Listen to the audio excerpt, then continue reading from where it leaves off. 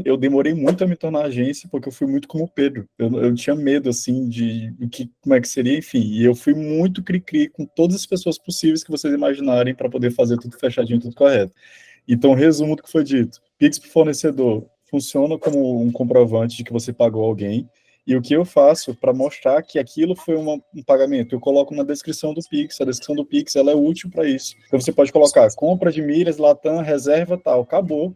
Aquilo ali não há ninguém que vai dizer que não era a compra de um milha de um fornecedor. Se você colocar código da reserva no comprovante do Pix e escrito compra de milhas tal, não tem como alguém dizer que aquilo não foi de fato a compra de milha de alguém, fornecedor. Cara, ninguém pode falar, é muito problemático. Não, mas tipo assim... Porque a Polícia Federal pode falar que não é, a Polícia Civil pode falar que não foi uma lavagem de dinheiro, dependendo para quem você fez o Pix. Não, com a certeza. Receita Federal pode... Tem as variáveis, né? Desculpa. Tem as variáveis, mas o que eu tô querendo dizer é, tipo assim, melhor do que não ter isso, é ter, pelo menos ter isso, entendeu? Se você não tiver um recibo de alguém... Se você tiver isso na descrição do Pix, não é suficiente para você ter um salvo-conduto inicial. Mas tem como provar, por exemplo, com a reserva. Se você tiver o código da reserva, você tem a reserva. Exatamente. Você faz o encontro. Exatamente.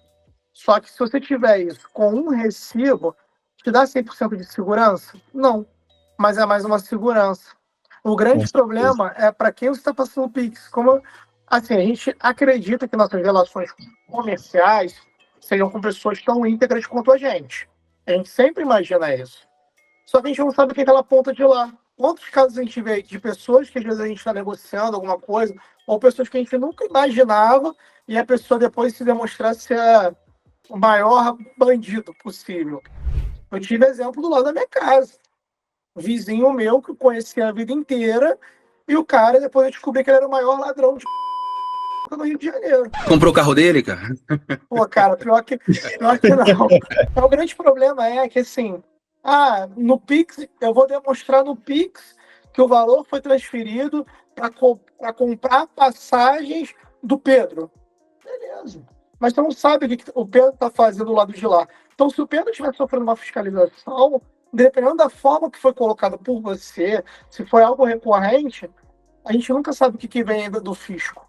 Um parênteses aqui rapidinho. A passagem da Nike tomou um prejuízo absurdo com essa entrada e saída de dinheiro que ela não tinha controle. No final das contas, ela foi usada como laranja. Eu trago esses temas, pessoal, para vocês fazerem direito, com todos os cuidados. Mas dá trabalho. Dá sozinho, dá muito trabalho. Quando você tem parceiro aí, né, você terceiriza pelo trabalho ali. A bronca fica dividida. O que vem depois é muito pior. É muito pior. O que eu já vi de pessoas próximas se ferrando muito com esse negócio de não ter controle de entrada e saída e depois ficar numa situação em que ela poderia ser acusada de laranja. Ela não poderia nem acusar o outro de laranja porque ela estava tão enrolada sem dados, sem registro, sem lastro, que se ela abrisse a boca, se bobear, o negócio fedia era para ela. Ingenuidade, falta de maturidade profissional. Os outros pontos que eu ia falar era emissão de notas fiscais. Todos os clientes para emitir, como o Pedro falou, para poder pagar imposto, não deixar de pagar imposto, não sonegar, mas a gente vai emitir a nota para o cliente, para aquele cliente que solicitar, e a gente vai ter que emitir no valor total da passagem, colocar lá a observação da dedução para a gente só pagar imposto sobre o valor da comissão. E sempre tentar colocar fatura, tá, Rafael? Várias empresas me pedem nota fiscal, eu falo que eu tenho fatura, eles aceitam numa boa e você não mostra seu lucro. Perfeito. Aí, isso que eu ia falar também, emissão de recibo ou fatura, e CNPJ comprar milha dos próprios CPF até 35 mil, aí que entra a minha dúvida. Aí, se eu faço a gestão de múltiplas contas, eu faço o acúmulo de milhas nessas contas de outros CPFs.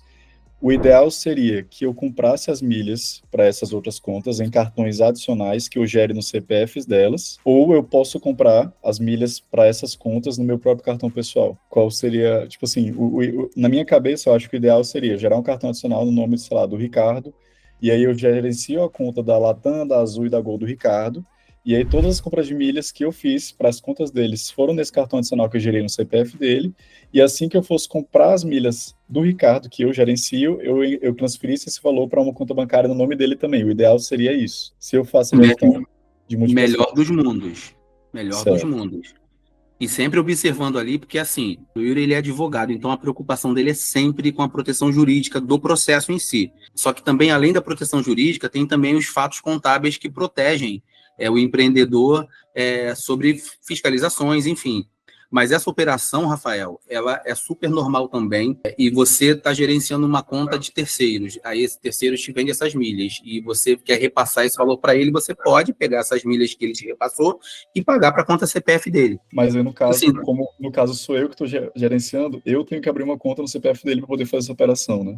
Porque, por justamente. exemplo, por enquanto, como eu ainda comecei nesse sentido de regularizar a agência e tal, por enquanto eu tenho uma conta que eu gerencio que ela já vendeu milhas para minha agência, mas como eu comprei as milhas dessa conta no meu cartão pessoal, eu tive que pagar para mim mesmo, entendeu? Eu não paguei para o CPF da pessoa. Mas eu sei que isso é errado se a gente for fazer o cruzamento, né?